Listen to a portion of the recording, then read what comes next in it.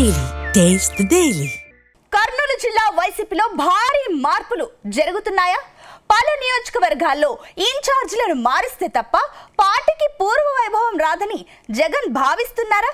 అందుకే ఎమ్మిగనూరు ఇన్ఛార్జ్ను తప్పించారా? ఇప్పటికే 2 సార్లు ఎమ్మిగనూరు ఇన్ఛార్జ్ను మార్చిన జగన్ ఇప్పుడు ఇన్ఛార్జ్ను మార్చడం వెనుక ఉన్న కారణం ఏంటి?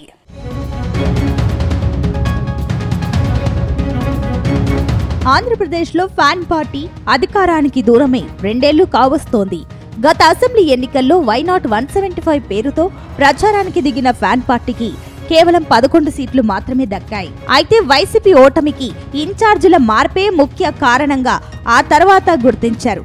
పలు నియోజకవర్గాలలో ఎడాపెడా ఇన్ఛార్జీలను మార్చడంతో నేతలకు కింది స్థాయి కేడర్ సహకరించలేదు. అటు పలుచోట్ల నాన్ లోకల్ అంటూ జనం ఓట్లేయలేదు.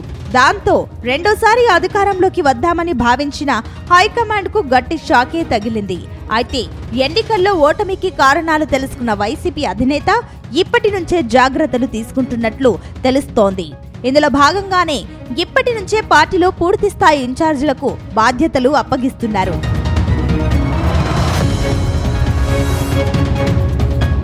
ఇప్పుడు కొన్ని నియోజకవర్గాలలో అభ్యర్థుల విషయంలో వైఎస్ జగన్ కీలక నిర్ణయాలు తీసుకుంటున్నారు.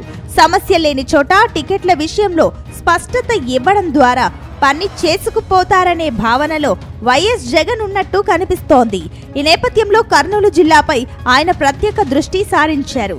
తాజాగా కర్నూలు జిల్లా లోక్సభ అభ్యర్థిగా మళ్లీ బుట్టా రేణుక వైపే వైసీపీ అధినేత జగన్ మొగ్గు చూపారు. కర్నూలు పార్లమెంట్ సమన్వయకర్తగా బుట్టా రేణుకను నియమిస్తూ వైసీపీ ప్రకటన జారీ చేశారు. 2014లో ఇదే లోక్సభ స్థానం నుంచి బుట్టా రేణుక వైసీపీ తరపున గెలుపొందారు.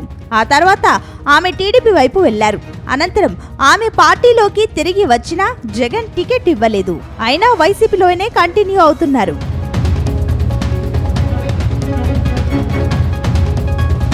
వాస్తవానికి బుట్టా రేణుక వైఎస్ జగన్మోహన్ రెడ్డి ప్రోత్సాహంతోనే రాజకీయాల్లోకి వచ్చారు. 2014లో కర్నూలు వైసీపీ అభ్యర్థిగా పోటీ చేసిన బుట్టా రేణుక ఎంపీగా గెలిచారు. కానీ ఎంపీగా కొన్నాళ్లు కొనసాగిన బుట్టా రేణుక ఆ తర్వాత తెలుగుదేశం పార్టీలో చేరిపోయారు. అయితే 2019లో తిరిగి వైసీపీలో చేరిపోయారు. కానీ 2019 ఎన్నికల్లో కర్నూలు ఎంపీ టికెట్ ఆశించినా ఇవ్వలేదు. దాంతో వైసీపీ అభ్యర్థుల గెలుపు కోసం బుట్టా రేణుక కృషి చేశారు. కానీ 2019 ఎన్నికల్లో వైసీపీ గెలుపుతో బుట్టా రేణుకకు కర్నూలు జిల్లా బాధ్యతలు అప్పగించారు. మొన్న జరిగిన అసెంబ్లీ ఎన్నికల్లో మాత్రం ఎమ్మిగనూరు టికెట్ను కేటాయించింది. అప్పటికే సిట్టింగ్ ఎమ్మెల్యేగా ఉన్న ఎర్రకోట చెన్నకేశవరెడ్డిని పక్కన పెట్టి మరీ జగన్ బుట్టా రేణుకకు సీటు ఇచ్చారు. కానీ కూటమి హవాలో బుట్టాకు పరాభవం మాత్రం తప్పలేదు. అయితే తనను కాదని బుట్టా రేణుకకు టికెట్ ఇవ్వడంతో చెన్నకేశవరెడ్డి నారాజయ్యారట. దాంతో బుట్టాకు సహకరించలేదని టాక్. అందుకే ఎమ్మిగనూరులో వైసీపీకి ఎదురుదెబ్బ తగిలిందని టాక్.